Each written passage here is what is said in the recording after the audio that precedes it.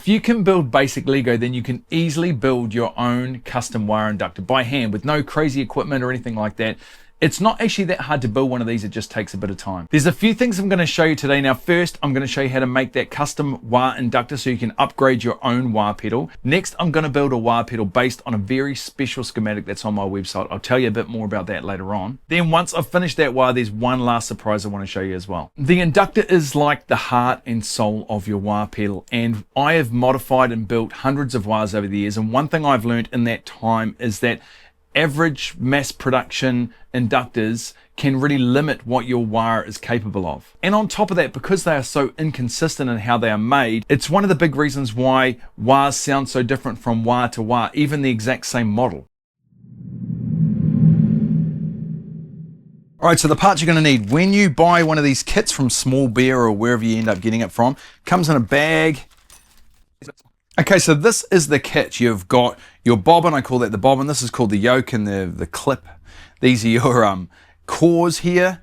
And this is an insulating on it. We don't actually really need that one. So it's really only these parts you need. And you're gonna need some wire. This is 38 gauge wire. Basically all the parts you need. It's super, super simple. It just assembles like so. Like that. That's how it assembles. But what we need to do first is wind this little bobbin. Now you don't need any special tools to do this. Let's get into it right now. Right, so first I want to prepare this little bobbin. I just get a file and just take off any burrs around that lip. Just stops the wire from snagging. Same with your wire here. You want to get a little bit of sandpaper and just scuff up around this edge here just so it's nice and smooth. Maybe some 400 grit or even 1000 grit, whatever, just to take off any of the burrs so this doesn't grab when you're winding. Okay, so let's get this guy ready for winding. I have a pickup winder that I use to wind these if I'm going to do a whole bunch of them, but what I used to do is just use a little nut and a bolt like this, just to hold it. Put the bobbin through there and I put this nut on the other side like this. And that just holds my bobbin so I can wind the wire around it. Okay, so you want to start with a bit of excess wire and then just hold it and start winding. Now you might think this is going to take ages, but check this out. 2, 3, 4, 5, 6, 7, 8, 10, 11, 12, 13, 14, 15, 16, 17, 18, 19, 20. That's 20 winds I've just put on there in a really, really short space of time. Now, if I do that 5 more times, it's 100 winds. And then you can sort of see from there, it's not that much more to get to around 500. So I'm going to keep going on this and I will show you when it is all done. Once you've wound it to around about 500 winds, you need to start checking the resistance of this coil. To do that, the start lead, which is this one here for me, just ignore that other one. You just get it some really light sandpaper. I've got some, this is 600 grit, and just take off some of that enamel on the outside. And then you have to do the same on the other end, then that's connected to the coil, right? And then you're gonna stick your multimeter on there and just check. So I'm at 32.6 ohms. So I want to be around about 35 ohms. I'm going to put a few more winds on now. We do get to calibrate it in the last steps, which is like super easy. Right, so here's the bobbin finished. Now, obviously when I use my pickup winder, it does look a little neater than this. You can pot this using a whole bunch of different things. What potting does is it stops all the windings moving when you are playing and causing microphonic feedback and stuff like that, just like with a pickup. Now, I have used brush on nail hardener. That's potted these extremely well. I've used super glue. What I've been using for the past few years is polyurethane. So I just have one of these offcuts from a cable tie and I dip it in and it gets a whole bunch on there. These are great actually for doing this sort of stuff using glue. And you just drip it on and it just sort of soaks in through all those windings. Right, so once you've got it on, just keep it moving for a little bit just so none of it drips out. It'll sort of start going off pretty quickly. And that's pretty much it when it comes to potting. Like I said, I've used nail hardener, I've used super glue, like really thin super glue, which has worked exceptionally well. So now we're going to start a little bit of the assembly process. So you want to get the base piece, or they call it the yoke, and I normally push it into a piece of cardboard. Just holds it nicely, the legs go in there. Right, so with your yoke, you've got 4 lugs. You'll see 1, 2, 3, 4 lugs joining to those 4 feet on the bottom. Now you want to get one of your cores, that's this piece here, pop it inside there, and you want the open parts on either side of that core to be not facing these metal pieces on the end. It wants to be 90 degrees from that. And then you want to pop your bobbin on there. Now you notice I've got 4 wires, just totally ignore that. I'm just trying something to see if it works. Hopefully it'll work. It'll be pretty cool if it does. Okay, so each wire you're gonna bring around, and you'll notice at the front here, this very front edge here, there's a little lug sticking up. There's actually 4, one there, and then 2 on the back. Now you wanna wrap your wire around that lug. Bring it around the side of the core and wrap it. I will show you in another shot. Okay, so that's what it should look like there. See, I've got the cores with the gap facing to the side, the metal bit to the front, and then I've just pulled those wires around. I've wrapped them around those lugs. Remember, ignore my extra wires. You normally will only have 2, not 4. Right, next we've got to solder those on. So we have wrapped those wires around those little lugs. It has to burn through that enamel layer and then bond it to that lug. Good. Okay, I've soldered those on. I gave a quick check with my multimeter just to make sure I had some resistance between these, just showing that the coil is connected up. Okay, the next step is you're going to put your top on, and then there's this clip. This just clips over the back here. You'll hear it snap into place. Hear that sound? That was it snapping into place. And then once one side's on, you can push the other. You just push down. And that's pretty much it. And now, if you're fussy like me, you're going to want to calibrate this thing. And that's what we'll get into now, but you do need a multimeter with an inductance reading. When we're calibrating this, normally with 500 winds, it's going to be a little higher than the value that you're after. So you need to take a little bit of material off the center of one of these cores. And I use a little piece of maybe 500 grit sandpaper, 600 grit sandpaper. I think it's 1,000. Give it a little sand, and it's going to drop that value down, and then you can check it with your multimeter. All right, I think I've got this pretty good now. I've just given it a couple of sandings. Now let's just do a quick check here and see what we've got. We're looking around 540 millihenries. That's pretty good, 536. But that is pretty much bang on what that schematic requires. Now, the more perfect that these 2 cores are put together, so they look absolutely perfect, like you can't even really see the join, the more it will raise that value. So you can actually tweak it just by imperfectly putting this top core on so it doesn't line up perfectly with the bottom core. See how they're perfectly lined up? And then I just spray them with a bit of black spray paint. That's kind of my last thing. I use like an anti-rust spray paint, which makes them look really cool, matte black finish. And then it's time to put them into that wah. One last little thing I do is I just go over these clips with a little bit of solder. It just locks them so they can't come unclipped. Right, so the inductor is complete and ready to go. Now, I could install it inside a Vox or a Crybaby or something like that, but I've got a schematic on my website. It's called the Secret Wah Schematic, and I've had a lot of requests to build one to see what it actually sounds like, because it requires a very specific inductor and you just have to make that. So Plus members, this schematic is actually free for a limited time on the website, so go over there and check it out. If you haven't, go and check out my website. There's links down in the description. Now, just a little bit more about that schematic. I obtained it years ago, back when I was first getting into pedal building.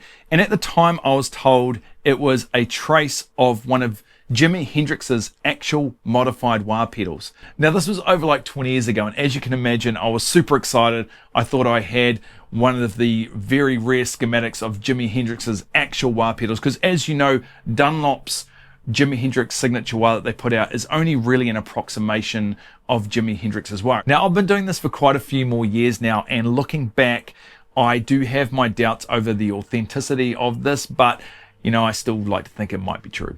What I can say though is this wah does sound really phenomenal, and it has been a really massive inspiration for me over the years for different mods and design ideas for my own wah pedals that I built. The thing is though, this schematic calls for a 540 millihenry inductor, and unless you're really lucky, because inductors are all over the place as far as what they are rated to, you pretty much have to custom make it yourself. Okay, so let's build this wah, pop that inductor in and see what it all sounds like. I still have that one last little surprise I want to show you as well. Now, there's only one way to build a wah like this, and that is with a build montage.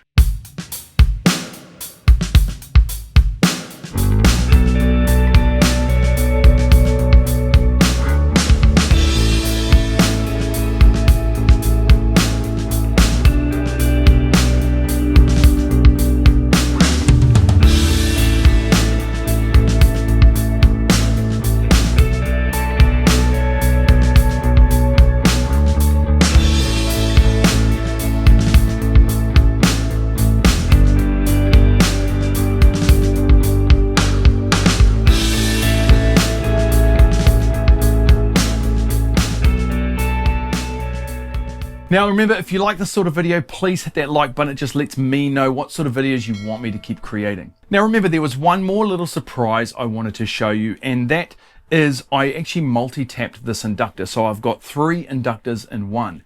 Now the first one on there is a 250 millihenry inductor. Now that's the same as a vintage Vox grey wah, if you're familiar with those. The second one is the one that schematic calls for, a 540 millihenry inductor from that sort of Jimi Hendrix schematic, the Secret Wah Schematic. And the last one is a 860 millihenry inductor, like an overwound inductor sort of sound. So anyway, let's start with the Hendrix one first. Okay, so I've just got my Strat, I've got a sort of a sound, and let's just have a quick listen to see what that sounds like.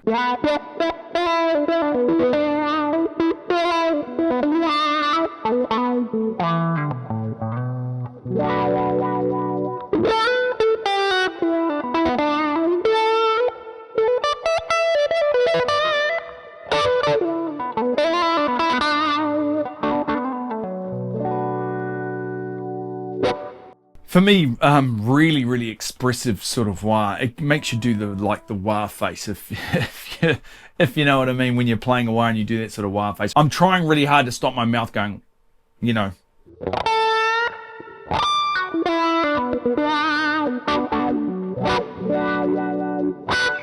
Yeah, that's awesome. That's awesome. So let's change to the 250 millihenry one.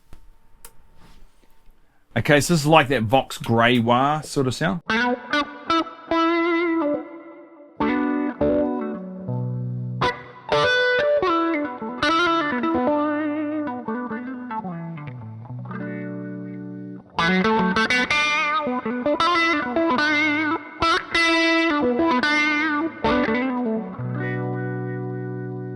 Really cool. Definitely shifts that resonant peak to a slightly higher value, so you can hear it's got a bit more bite in the top end and definitely less of a sort of expressive wah sound, but actually really nice. And that's the only way you can get an inductor like that, because I don't think you can even buy a 250 millihenry wah inductor. Okay, so let's go to that 860 millihenry one now.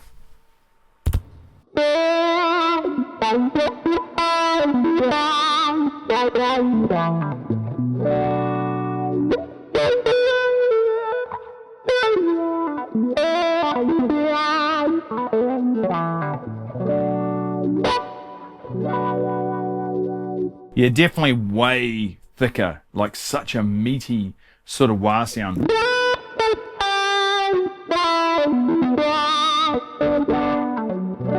Is actually really cool. You know, initially I thought this was going to be too big of a wah inductor to sound good.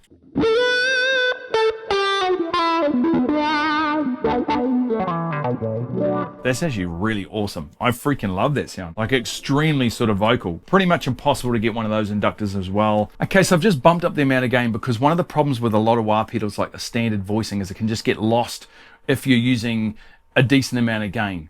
Okay, so let's have a listen to this. Is the 540 millihenry inductor with this much gain.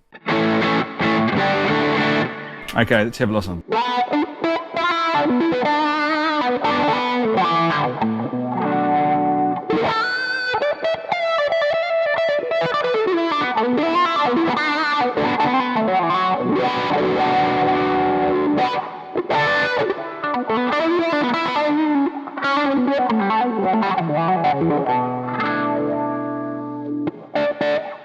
Right, I've just switched back to that 250 millihenry one.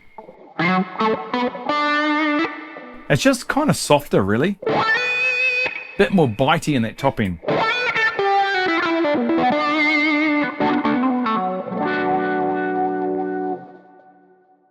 Right now we're going to go up to that 860 millihenry.